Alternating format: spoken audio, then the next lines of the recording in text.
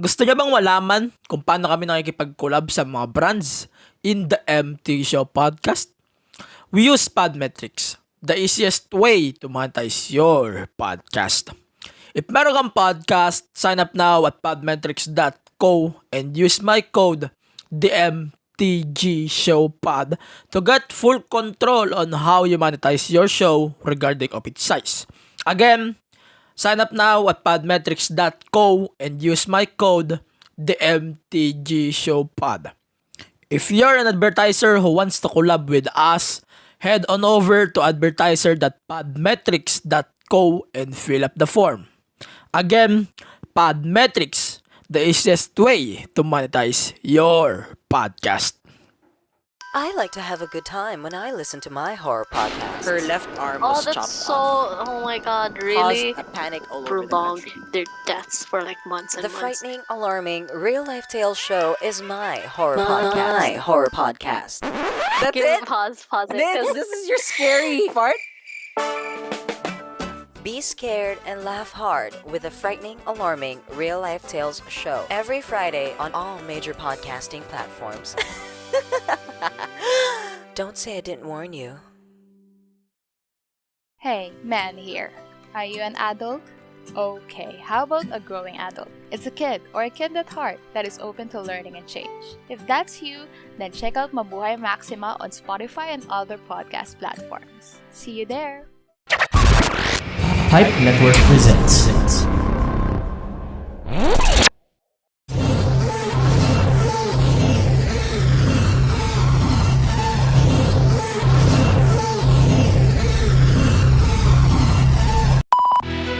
Welcome to your unfiltered Tagalog Wrestling Podcast. This is the MTG Show Podcast.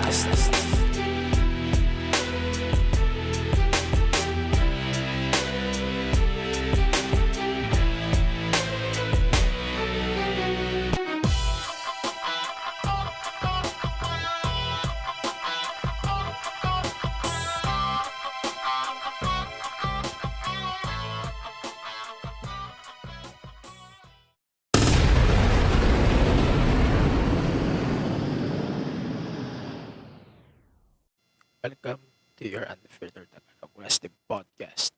And this is the MTG Show Podcast, Wrestling Podcast. So, for this week's pod, I'm going to do some adjustments lang for the podcast for this week. I think gagawin ko siya moving forward. Gagawin ko siya moving forward. So, starting this week, medyo maglalaylo muna tayo sa mga longer episodes. I wish na I can do long episodes next week. Pero this week, hindi talaga. Kasi marami akong nasikaso lang masyado dito sa bahay. Lipat din kami. Kaya, ayun, I think, sobrang messed up nung schedule. Pero balik tayo, marami din nangyari sa wrestling on this week. Marami rin tayong din pag-usapan. And if you notice, yung boses ko ibang-iba. Kasi, iba talaga, iba rin yung location ko. Kaya that's why, tsagaan nyo muna ako on this week. So, ngayong linggo, instead na pag-usapan natin ng mahaba, we're going to do summary episode ngayong linggo. Ngayong linggo, we're going to do a summary episode lang. I'm not going to do a long episode. Ayaw masyadong habaan tong episode ngayong linggo. Wala kasi akong boses. Isang reason din yun. Kaya ayaw mag-record dapat. But still, I need to. So, start. The first show on that week was SmackDown on Fox. So, dito na nangyari yung clickbait na predictable na. Nangyari na. Inasahan ko na to. John Cena signed the contract. And now, in-announce na din that he will face Roman for the Universal Championship at SummerSlam. Medyo expected ko na yun na magiging swerve. And at least nakagawa sila ng tatlong future stories just in one segment. Number 1, John Cena. Number 2, Finn Balor. Number 3, Baron Corbin. Na-build nila si Corbin. That's why gusto ko yung part na yan. That's why gusto ko yung ginawa nila dito kay Cena. Despite the fact na sabihin natin na ayaw ng tao kay Cena, but we have to deal with it. And kahit sabihin natin hindi pa nakaawa yung tao kay Corbin, I wish na maawa na rin kayo ngayon. Pero wala ayaw talaga. Pero sige, I think the segment is good. Pero tuloy tayo. Yung importante lang. So, Sasha Banks is back after, 4, 5 months, 6 months after WrestleMania. Predictable. But awesome return. Fine. And then, we got na nga yung contract signing. So, John Cena signed the contract. But it's kinda worst to me. Sobrang worst lang. So, we got 6-man tag. Nothing special. The Rollins versus Edge thing is kinda okay. And the main event this week is too predictable for this week's SmackDown. I'm fine with Sasha turning heel once again. At least nakapag-plot sila ng story dito, which is fine for me. And then, let's go to Raw. So, Raw this week, okay. Kinda predictable to me. So, we got the Goldberg thing. He challenged Lashley once again. Okay. Sobrang lame nun. And then, we got Daria Ripley versus Nia Jax. That match is fantastic in my opinion. And then, yung meron pa silang binibuild dito na kay Omos tsaka kay Riddle. Binibuild nila si Riddle at the same time binibuild din nila si Omos, which is good for me. And then yung kay Karrion Kross lost again. Ewan ko kung nandidismaya ako. 50-50 ako dito. Duda talaga ako. But it's fine for me. At least slow yung build nila parehas kay Kross tsaka kay Keith Lee. It's fine. And then we got another 24/7 championship match. Fine. And then the main event, Nikki Ash versus Charlotte. And no holds barred non-title match. It's fine. Pero ito yung sa tingin ko hindi masyadong needed look forward papuntang SummerSlam. Kaya okay lang sa akin na wala yun. So NXT medyo mabilis tayo kasi sabi ko nga 18 minutes. So NXT this week, we're going to talk about two things. Number 1, we got the explanation. Dakota Kai explained her actions. Sobrang smooth man po siya. And then number 2, we got the promo. And number 3, you love her or leave her match is kind of dumb. But at least we got the conclusion. Index is back once again. I got the story. I love it. Explain na natin for the next few weeks yung story. But I love it. And then, konting impact.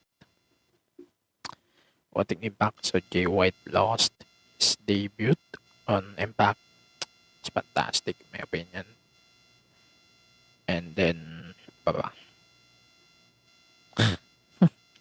Ano pa ba hindi natin pag-usapan? So, we got that 6-man tag main event. Frankie Kazarian is back on Impact. And then, maganda yung story. Maganda yung pagbibuild nila dito, which is fine for me. And then, the main event, Chris Sabin versus Moose, is fine for me. And then, ito nga pala notice, mga manonood ng Impact starting today sa YouTube yun, napapanood ng Impact, wala na sa Twitch. So, it means you have to pay 25 pesos per month for shows or 129 for shows plus yung monthly na shows sa Impact Plus pay-per-views 30 days after. Very good, fantastic rematch yun. Plus, nabalik na rin yung momentum ni Moose, which is fine for me. Then, finally, we get the Dynamite Homecoming results. Sabi ko nga 15 minutes, summary ko na nga lang. So, ito. We got the summary. Number 1 is the Jericho versus the Guevara match. It's fine for me. My opinion, medyo nag-expect lang ako ng mas maganda sa Labor number 4. But, still, it's fine for me, in my opinion. And then, we got Layla Hirsch versus the Bunny, with the winner will face Camille for the pay-per-view sa NWA.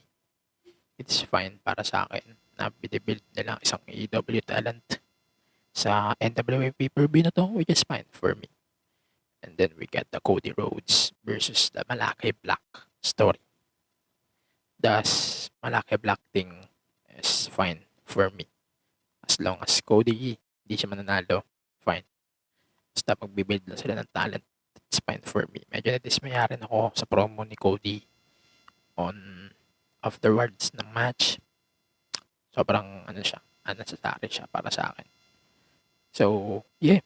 Yun lang sa akin for wrestling. Let's talk about Bray Wyatt really quick. No, also, Ric Flair nakaka-release lang from WWE this week.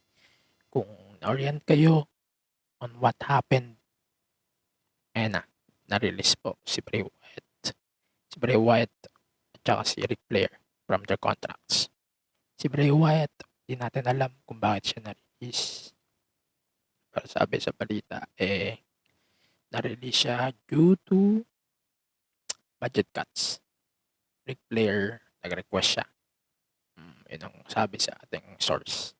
So, si Bray Wyatt, I respect his decision. Kumbaga, kung decision niya na magpa-release, it's fine for me. Kung siya ay ni-release due to budget cuts, it's fine for me. As long as he can sign to other promotions, it's good for me. And then Ric Flair, wala na siyang dapat patunayan for me. Charlotte is on the promotion, it's fine. Wala na siyang dapat patunayan para sa akin. Kaya that's why dapat pahingalan mo na siya. It's fine for me na ma-release siya. Yun lang. Sabi ko nga, short lang tong episode na to. I'm sorry guys talaga. Kasi wala talaga ang boses. So, follow the podcast on all of the social media platforms, Facebook, Twitter, Instagram, and Twitch at the MT Show Pod. And then, of course, support the podcast by Spotify, Apple Podcast, Google Podcast, sa Anchor, and sa Deezer podcast app. And then, follow Pipe Network on all social media platforms, Facebook, Twitter, Instagram, Twitch. And then my personal accounts at AG Penera. Visit pipenetwork.co for more Pipe Network shows.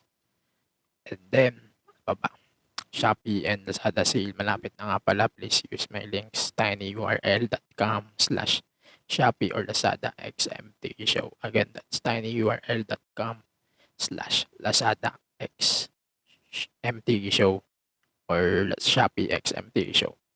Sa description na yun ng episode. So, basically, that's it for our episode this week. Pasensya talaga, sobrang ikli. Sobrang ikli. Na kahit ako na-upset din ako. So, yeah. Stay safe. Stay reso. This is one of the shortest episodes ever in the podcast. I hope na ECQ. I know it's ECQ or MCQ, whatever test. Sana safe kayo and see you soon. Have a great day.